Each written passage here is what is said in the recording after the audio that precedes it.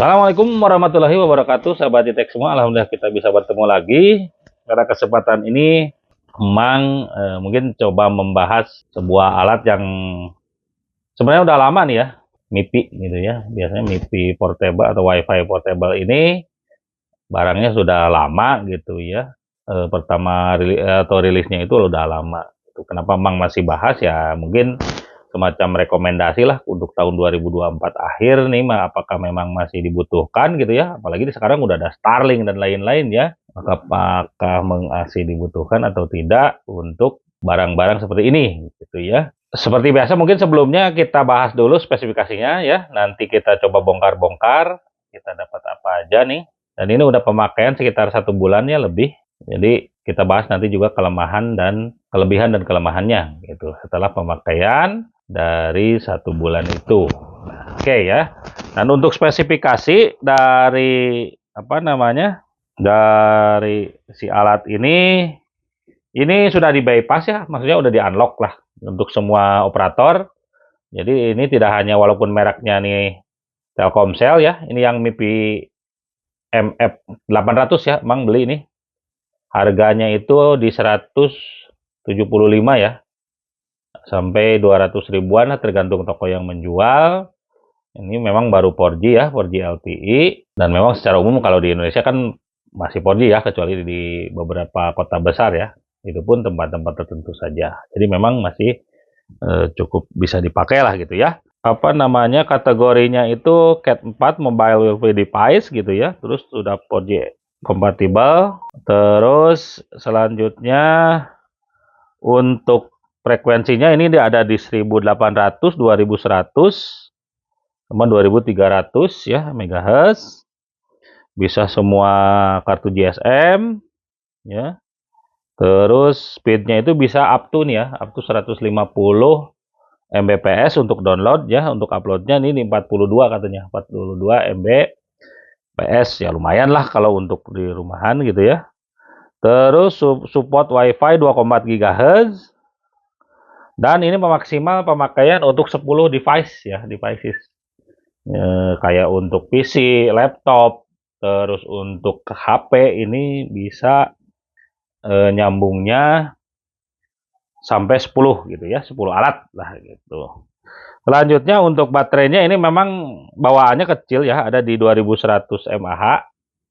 Walaupun ini bisa di-upgrade ya, kita bisa beli lagi di harga 50 ribuan, ini ada yang 3200 mAh.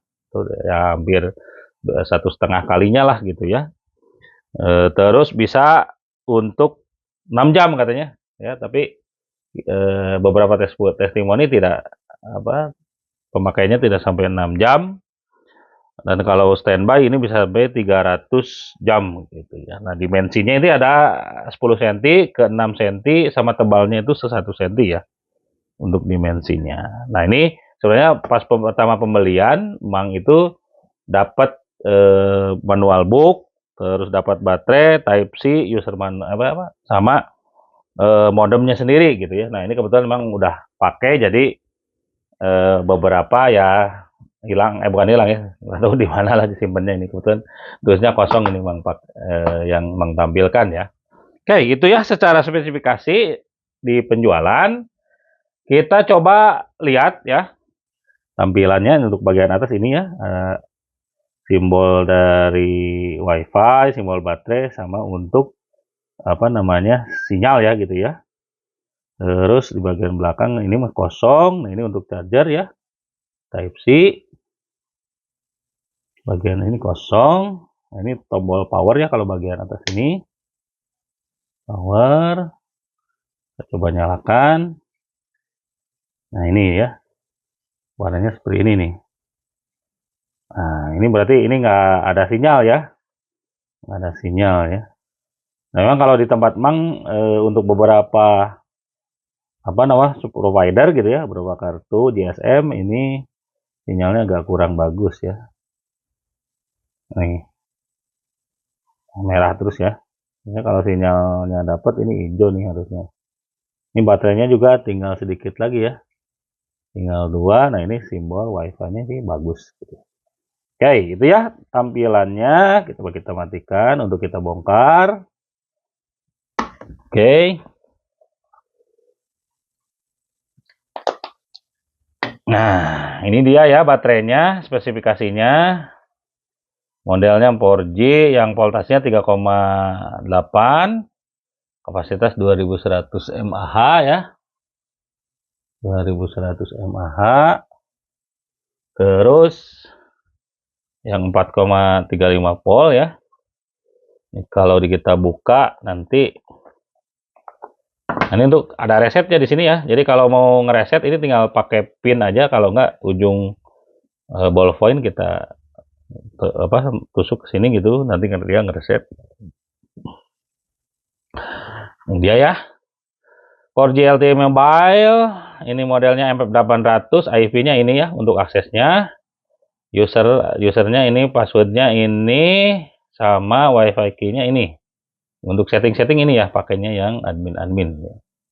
Nah ini untuk kartu, ini nggak pakai yang micro ya, pakainya yang mini nih kayaknya. Jadi ya harus nyari konverter nih. Kalau nggak ya beli perdana sih. Sebenarnya kita udah dapet yang gede ya. Nah, yang gede. Kalau yang HP sekarang ini, yang micro ya biasanya. Nah ini yang mini kayaknya nih. Nah kita harus sambung, baru kita masuk sini. Nah ini ngadepnya gini ya. Ngadepnya ke sini yang ada potongan ini ya, pinggirnya. Gitu ya. Nah ini tadi ya, karena udah unlock semua, jadi udah bisa semua jenis provider. Nah ini ya masuknya gini, terus kita dorong, nah sama mentok ya. Oke, seperti itu ya. Sebenarnya gampang, cuman yang Mang peringatkan di sini nih, Mang ini pas pertama beli ya sempat pusing ya karena tidak baca deskripsi pas penjualan. Di sini itu dipasang plastik ya sama si penjualnya, atau bawaannya kayaknya dipasang plastik di sini agar tidak menyambung terus listriknya ya. Jadi pas Mang pasang batunya itu, baterainya itu, ini tidak nyala. Mang pijit-pijit, kenapa rusak atau dan lain-lain. Ternyata pas dicek, plastik ini, penutup ini belum dibuka gitu ya. Jadi harus diingat pas pertama beli, ketika mau pasang baterai, plastiknya yang penutup di sini kita remove dulu ya. Kita singkirkan dulu. Nah, kita masukkan seperti itu. Nanti baru bisa dinyalakan. Kalau nggak seperti itu ya kayak kasusnya kayak Mang ya, kayak orang nggak ngerti lah gitu ya. Ini kenapa gitu, udah takut rusak pada barang baru gitu ya. Dan lain-lain, ternyata lupa dipelupas plastiknya gitu. Oke, gitu ya. Tadi udah bahas spesifikasi, udah kita lihat isinya seperti apa, kita bahas kelebihan dan kekurangannya. Yang pertama kita bahas kelebihan dulu ya. Pertama untuk kelebihannya tadi ya, kita MIPI-nya atau WiFi-nya itu bisa portable, terutama untuk yang dipakai di nggak setiap waktu lah gitu ya dipakainya. Kita bisa bawa-bawa gitu. Nah, Bang, kenapa kan udah ada HP gitu ya. Nah, ini kan kadang-kadang kalau HP untuk passwordnya itu ya, kadang kita nggak mau share gitu ke orang. Jadi ketika kita harus nyalain hotspot dan lain-lain gitu ya, kalau untuk di HP. Jadi kalau dengan ini si HP kita nggak terganggu gitu ya. Jadi terus yang kedua ya, kalau kita sharing pakai HP ini ke orang, nanti orang akan tahu gitu ya password yang kita gunakan gitu.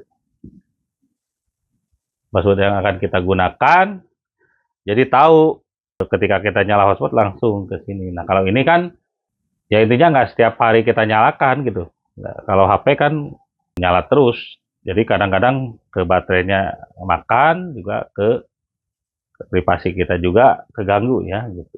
Terus biasanya luas jangkauannya itu ya, untuk yang ini tuh lebih bagus dibanding yang ini, dibanding yang HP gitu.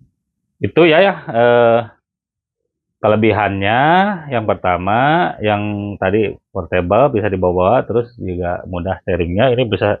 Terus yang kedua ini bisa sampai 10 alat ya nyambung. Atau ini harus dicoba apakah bisa. Harusnya sih bisa sih ya. Tapi jadi tadi mengganggu gitu ya, mengganggu kita gitu. Kalau banyak yang nyambung ke HP kita, ini bisa mudah panas dan lain-lain. Beda dengan ini yang memang khusus untuk menyambungkan WiFi itu gitu ya. Terus keuntungan selanjutnya ya tadi ya. Ini kalau dibandingkan untuk beberapa tempat ya, contoh di tempat Mang, beberapa provider itu kan matok harganya itu pasti ya. Misalkan untuk satu provider yang Mang pernah pakai itu harganya di 125 per bulan gitu ya. Tapi kenyataannya tidak bagus koneksinya gitu ya. Kadang sering mati dan lain-lain gitu. Akhirnya nah, sebenarnya ini awalnya Mang pakai yang provider itu, tapi karena tidak bagus, akhirnya Mang putuskan untuk memakai ini gitu ya.